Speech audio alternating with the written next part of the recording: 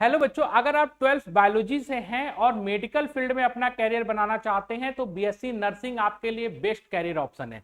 जहां एक तरफ बीटेक और एमबीए करने वाले स्टूडेंट को जॉब के लिए परेशान होना पड़ रहा है, वहीं बीएससी नर्सिंग किया हुआ कोई भी स्टूडेंट खाली नहीं है। इस कोर्स का 100% जॉब प्लेसमेंट का रिकॉर्ड है। बस आपको एक छोटी सी बात ध्यान रखनी है कि इस कोर्स को आपको अच्छे गवर्नमेंट नर्सिंग कॉलेज से करना है। अब इस बात को सुन के आप घबराइएगा मत, क्योंकि इसका एंट्रेंस एग्जाम बहुत आसान होता है। केवल क्लास 11th और 12th की आप एनसीईआरटी को अच्छे से तैयार कर लिए, कुछ सेलेक्टेड क्वेश्चन है उनको अच्छे से तैयार कर लिए, तो आप बीएससी नर्सिंग एंट्रेंस एग्जाम को आसानी से क्लियर कर सकते हैं।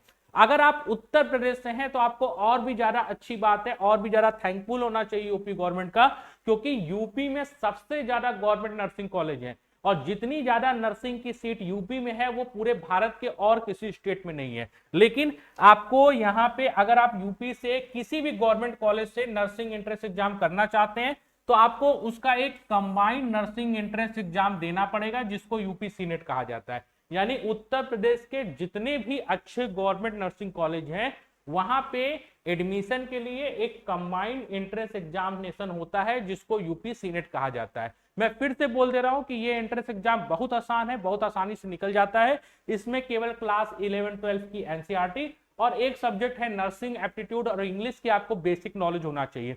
अगर आप डट के कुछ दिन तक, कुछ मतलब 7-8 महीने भी अच्छे से तैयारी कर लिए तो इस एंट्रेंस एग्जाम को आसानी से क्लियर कर पाएंगे। ठीक, आप कम समय में आपको गवर्नमेंट कॉलेज मिल पाए और आप बीएससी नर्सिंग एंट्रेंस एग्जाम की बेहतरीन तैयारी कर पाए, उसके लिए हर साल हम लोग रैंकर्स एजफेयर में एक गारंटेड सिलेक्शन बैच स्टार्ट करते हैं। जीएसबी बैच इसको बोला जाता है। इस बैच का रिकॉर्ड ये होता है कि 80% सिलेक्शन रेशियो है नर्सिंग, गवर्नमेंट नर्सिंग कॉलेज में इस बैच से। ठीक है, तो इस साल के लिए बीएससी नर्सिंग एंट्रेंस एग्जामिनेशन यानी यूपी सीनेट के लिए हम लोग ये बैच स्टार्ट कर रहे हैं।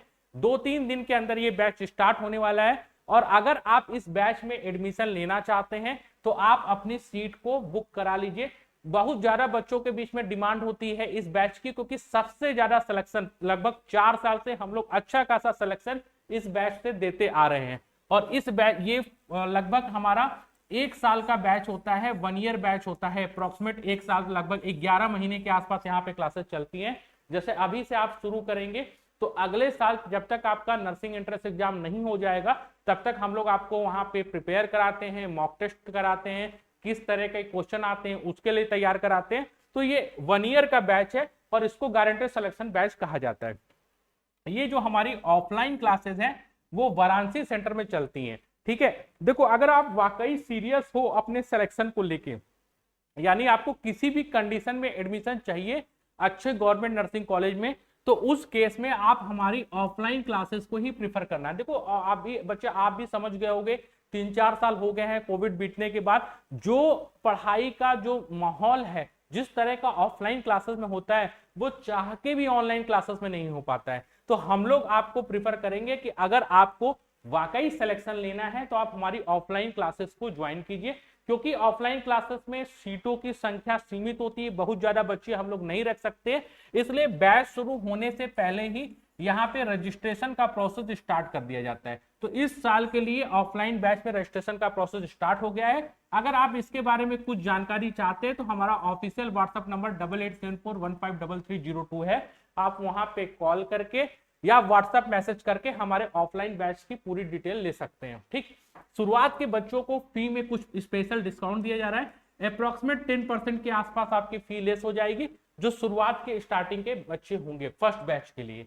दो बैच बनते हैं इसमें, तो ये पहले बैच की अनाउंसमेंट है। ठीक, तो कोशिश आपको ये करनी है कि आपको कौन सी क्लासेस ज्वाइन करनी है, ऑफलाइन क्लासेस को। लेकिन अगर आप किसी प्रॉब्लम की वजह से, दूरी, फाइनेंशियल प्रॉब्लम की वजह से हमारी ऑफलाइन क्लासेस में नहीं आ सकते हैं, पहले तो हम ये कहेंगे कि आप ट्राई कीजिए ऑफलाइन क्लासेस में आने के लिए। तो लेकिन अगर आप हमारी ऑफलाइन क्लासेस में नहीं आ सकते हैं तो उस केस में उन बच्चों के लिए हम लोगों ने ऑनलाइन क्लास की भी फैसिलिटी बना के रखी हुई है। इस क्लास में आपको रिकॉर्डेड और लाइव क्लासेस मिलेंगी। ठीक है, यानी क्लासेस आपकी लाइव भी होंगी, रिकॉर्डेड भी होंगी। पीडीएफ आपको नोट्स मिलेंगे, जो जैसे अभी हम लोग यहाँ समझा रहे हैं तो स्क्रीन पे जो भी चीज चलती है क्लास के बाद उसके आपको पीडीएफ नोट्स मिल जाते हैं। स्ट्रक्चर स्टडी प्लान मिलता है, यानी आपको किस तरीके से तैयारी करनी है, पहले कौन सा चैप्टर पढ़ना है, बाद में कौन सा चैप्टर पढ़ना है, टेस्ट कैसे होंगे, टेस्ट सीरीज का प्रोग्राम क्या है। तो एक स्ट्रक्चर स्टडी प्लान है, टेस्ट सीरीज वगैरह भी इसमें इंक्लूड होती है और ऑनलाइन डाउट सेशन है। तो ये सारी सुविधा आपको हमारे ऑनलाइन बैचेस में मिल जाएगी। अगर आपको इसके बारे में भी डिटेल लेनी है तो आप हमारे इस नंबर 88741533 पे मैसेज करके ऑनलाइन या ऑफलाइन नोट कर दीजिए, आपको काउंसलर पूरी डिटेल बता देंगे। आगे हम आपको बताएंगे कि इस नर्सिंग एंट्रेंस एग्जाम में कौन कौन से सब्जेक्ट पूछे जाते हैं, कितने मार्क्स के होते हैं, स्ट्रेटेजी क्या होनी चाहिए। उससे पहले आपको फिर से एक छोटी सी इंफॉर्मेशन दे दें, रिपीट कर देते हैं इसको, कि अगर आप हमारे साथ जीएसबी बैच में जुड़ना चाहते हैं, नर्सिंग एंट्रेंस एग्जाम के गारंटेड सिलेक्शन बैच यानी जीएसबी बैच में जुड़ना चाहते हैं, तो आप अपना नाम, आपका नाम क्या है, आप कोर्स में आपको यहाँ पे बीएससी नर्सिंग यानी यहाँ पे आपको नोट करना है यूपी सीनेट के लिए, ठीक है, यूपी सीनेट आप लिख दीजिएगा। लैंग्वेज आप नोट कर दीजिएगा कि आप हिंदी में तैयारी करना चाहते हैं या इंग्लिश में तैयारी करना चाहते हैं। और इतनी डिटेल नोट करने के बाद आपको हमारे ऑफिशियल व्हाट्सएप नंबर 8874153302 पे सेंड कर देना है। काउंसलर आपको पूरी डिटेल, बैच का क्या प्रोसेस है, एडमिशन का क्या प्रोसेस है, रजिस्ट्रेशन की क्या प्रक्रिया है, ये सारी डिटेल आपको बता देंगे। ठीक, अब आइए यहाँ पे देखते हैं कि इस नर्सिंग एंट्रेंस एग्जाम में क्या क्या पूछा जाता है, थोड़ा सा उसके बारे में जान लेते हैं। तो कि यूपी सीनेट का जो एग्जाम है, इसमें जो इसका सिलेबस है, मोटा मोटी क्लास 11th एनसीईआरटी का सिलेबस होता है बच्चा। क्लास 11th में यानी क्लास 11th और 12th में जो आपने एनसीईआरटी बुक पढ़ी है उसी के ऊपर क्वेश्चन आते हैं। कैसे क्वेश्चन आते हैं, इसमें टोटल 120 क्वेश्चन आपको दिए जाएंगे एंट्रेंस एग्जाम में। कितने क्वेश्चन करने, टोटल 120 क्वेश्चन करने, 120 क्वेश्चन। हर सही आपको क्वेश्चन के लिए, यानी अगर आप कोई क्वेश्चन करेक्ट करते हैं तो हर सही क्वेश्चन के लिए आपको 1 नंबर मिलेगा।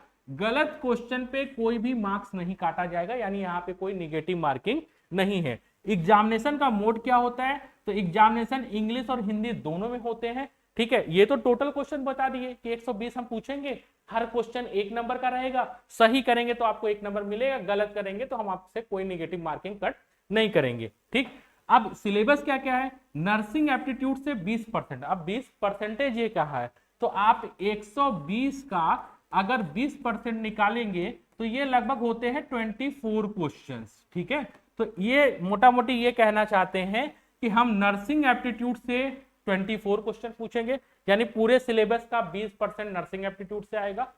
120 का 20% मतलब 24 क्वेश्चन। फिजिक्स से भी 24 क्वेश्चन, केमिस्ट्री से भी 24 क्वेश्चन और बायोलॉजी से भी 24 क्वेश्चन और इंग्लिश से भी 24 क्वेश्चन, यानी 5 सब्जेक्ट आपके हो गए, फिजिक्स, केमिस्ट्री, बायोलॉजी 3, ये नर्सिंग एप्टीट्यूड 4 और इंग्लिश 5, यानी 5 सब्जेक्ट की आपको तैयारी करनी होगी। फिर से मैं बोल रहा हूं, डरने की आवश्यकता नहीं है, बड़े मतलब बेसिक टाइप के क्वेश्चन, यानी आपके थ्योरेटिकल कॉन्सेप्ट क्लियर होना चाहिए। और हम यहाँ पे इस ऑनलाइन प्लेटफॉर्म पे खड़े होकर एक बात बड़े आराम से कह सकते हैं कि साल भर आपको जितने भी क्वेश्चन पढ़ाए जाएंगे, केवल आप क्लास के नोट्स और रैंकर्स एजुकेयर से जो प्रैक्टिस नोट्स मिल रहे हैं, प्रैक्टिस क्वेश्चन मिल रहे हैं, अगर आप उसको तैयार कर लिए तो इस एंट्रेंस एग्जाम में इससे बाहर कोई भी क्वेश्चन नहीं होंगे, सारे क्वेश्चन मिलते जुलते होंगे। हो सकता है थोड़ा बहुत डाटा चेंज कर दे, लेकिन क्वेश्चन सॉल्व करने का पूरा पैटर्न वही होगा। ठीक, अब यहाँ पे बच्चा इसको कौन दे सकता है, तो इसको बॉयज कैंडिडेट, यानी अगर आप बॉयज, अभी नर्सिंग का जहां नाम आता है तो बहुत सारे बच्चे दुविधा में हो जाते हैं, सर हम बॉयज कैंडिडेट हैं, क्या हम दे सकते हैं, तो यहाँ मेल कैंडिडेट के लिए यानी बॉयज और गर्ल्स दोनों इस एग्जाम को दे सकते हैं। पासिंग क्राइटेरिया क्या है एंट्रेंस एग्जाम का, अगर आप जनरल से बिलोंग करते हैं तो आपको कम से कम इस एंट्रेंस एग्जाम में 50 परसेंटाइल लाना पड़ेगा। परसेंट नहीं है, क्या है, परसेंटाइल। परसेंटाइल का मतलब होता है टॉप बच्चा जितना पाया है उसी के नंबर को मान लिया जाता है और वहीं से परसेंटाइल निकाला जाता है। तो 50 परसेंटाइल है, परसेंट और परसेंटाइल में अंतर है, ध्यान रखिएगा। तो ये क्या कह रहा है कि अगर आप जनरल कैंडिडेट है तो आपको 50 परसेंटाइल चाहिए। जनरल पीडब्ल्यू, ठीक है, पीडब्ल्यूडी, ठीक है, जनरल पीडब्ल्यूडी है तो आपको कितना चाहिए, 45%। एससी एसटी ओबीसी को केवल 40 परसेंटाइल चाहिए। ठीक है, और एससी एसटी ओबीसी को जो बिलो पॉवर्टी लाइन पे आते हैं उनको भी कितना परसेंटाइल, 40 परसेंटाइल। तो टफ थोड़ी ना है, आसान है। ये जो बच्चे इस क्राइटेरिया को पार कर लेंगे उनका गवर्नमेंट नर्सिंग कॉलेज में एडमिशन हो जाएगा। ठीक, अब यहाँ पे देखते हैं कि टॉप के नर्सिंग कॉलेज कौन कौन से हैं। तो जहां पे देखो होता है ना कि हालांकि हर स्टेट, जो यूपी के हर शहर में एक नर्सिंग कॉलेज है, ये बनाया गया, हर शहर में एक नर्सिंग कॉलेज बनाए जा रहे हैं, हर शहर में एक मेडिकल कॉलेज बनाए जा रहे हैं, वहां पे एमबीबीएस और नर्सिंग दोनों के कोर्सेज चलेंगे। लेकिन होता है ना कि हम लोग टॉप 5 को डिसाइड कर लेते हैं कि अगर टॉप 5 में एडमिशन हो गया तो सबसे अच्छा है। तो इसमें टॉप 5 में कौन कौन से कॉलेज हैं देख लीजिए। तो सबसे पहले KGMU Lucknow, king George medical university, बहुत फेमस यूनिवर्सिटी है, ज्यादा से ज्यादा बच्चे इसी में एडमिशन लेना चाहते हैं। फिर आपका RMLIMS लखनऊ, ठीक, फिर UPUMS सैफई, फिर LLRM मूरत, ये सब टॉप के नर्सिंग के कॉलेज हैं। मतलब ये 4-5 कॉलेज में आपका एडमिशन हो जाता है तो बहुत अच्छा है। बाकी गवर्नमेंट नर्सिंग कॉलेज लगभग हर सिटी में बनाए जा रहे हैं। तो इसमें सीटों की संख्या कम नहीं है, बस आपको डट के 1 साल तैयारी कर लेनी है और आप बड़े आराम से नर्सिंग एंट्रेंस एग्जाम को क्लियर कर पाएंगे। अच्छा, इस कैरियर क्या होंगे, यानी आप नर्सिंग के बाद किस किस कैरियर में जा सकते हैं, क्या क्या कैरियर ऑप्शन होंगे बच्चा। तो देखो सबसे पहले, अब ये बहुत इंपॉर्टेंट चीज है कि हम सर कोर्स कर लिए, कोर्स करने के बाद हमको जॉब कैसे मिलेगी, कितनी सैलरी मिलेगी, नर्सिंग का कोर्स करने के बाद हमारी सैलरी क्या होगी। तो ये एक इंपॉर्टेंट फैक्टर है, इसको देखो सबसे पहले आप नर्सिंग करने के बाद क्या बन सकते हैं। तो अगर आप गवर्नमेंट जॉब में जाना चाहते हैं तो गवर्नमेंट नर्सिंग ऑफिसर बन सकते हैं। गवर्नमेंट नर्सिंग ऑफिसर क्या होता है, गवर्नमेंट डॉक्टर और गवर्नमेंट नर्सिंग ऑफिसर की सैलरी में बहुत ज्यादा अंतर नहीं होता है, केवल 4-5-10 हजार रुपए का अंतर होता है। इनकी सैलरी कितने से स्टार्ट होती है, 75,000 रुपए से 90,000 रुपए पर मंथ तक होती है गवर्नमेंट नर्सिंग ऑफिसर की सैलरी। गवर्नमेंट डॉक्टर की भी इसी के पास होती है, यानी डॉक्टर नर्सिंग स्टाफ के बीच में बहुत ज्यादा सैलरी का अंतर नहीं है, ना तो रेपुटेशन का बहुत ज्यादा अंतर है। ठीक, अगला क्या है, अगर आपके अंदर थोड़ी सी देशभक्ति की भावना है, आप डिफेंस में जाना चाहते हैं, तो एक बहुत रिनॉल्ड, बहुत बेहतरीन कोर्स है जिसको मिलिट्री नर्सिंग सर्विस कहते हैं। यहाँ आपको पैसा तो एक फैक्टर है, पैसा तो आप कहीं भी काम करेंगे तो वो मिलेगा, लेकिन यहाँ पे जो रिस्पेक्ट मिलेगी ना, और यहाँ पे जो नर्सिंग के कैंडिडेट होते हैं उनको नर्सिंग ऑफिसर बोला जाता है।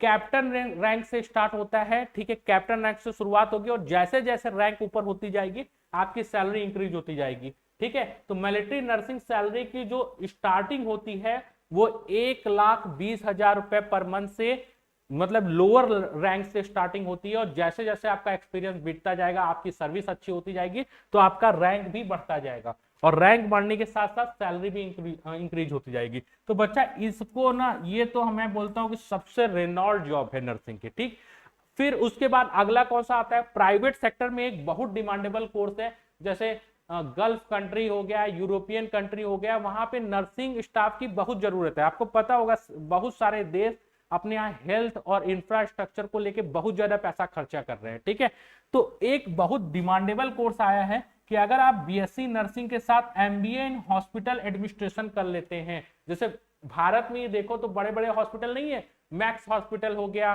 ठीक है, इस तरह बहुत सारे बड़े बड़े हॉस्पिटल की चैन होती है, तो वहां पे उस हॉस्पिटल को मैनेज करने के लिए एक मैनेजमेंट स्टाफ चाहिए होता है। वो मैनेजमेंट स्टाफ कैसा होना चाहिए, जिसको हॉस्पिटल की भी नॉलेज हो और मैनेजमेंट की नॉलेज हो। तो एक कोर्स होता है एमबीए इन हॉस्पिटल एडमिनिस्ट्रेशन। तो अगर आप नर्सिंग के बाद इस कोर्स को कर लेते हैं तो 90,000 रुपए से लेके 1,00,000 रुपए आपको किसी भी प्राइवेट हॉस्पिटल में आराम से मिल जाएगा। ठीक, अब सबसे वर्स्ट कंडीशन पे आते हैं कि ये सब तो टॉप की जॉब है, सारे नर्सिंग के बच्चे जो भी नर्सिंग कोर्स करते हैं वो कहीं ना कहीं इनमें से सेलेक्ट हो जाते हैं।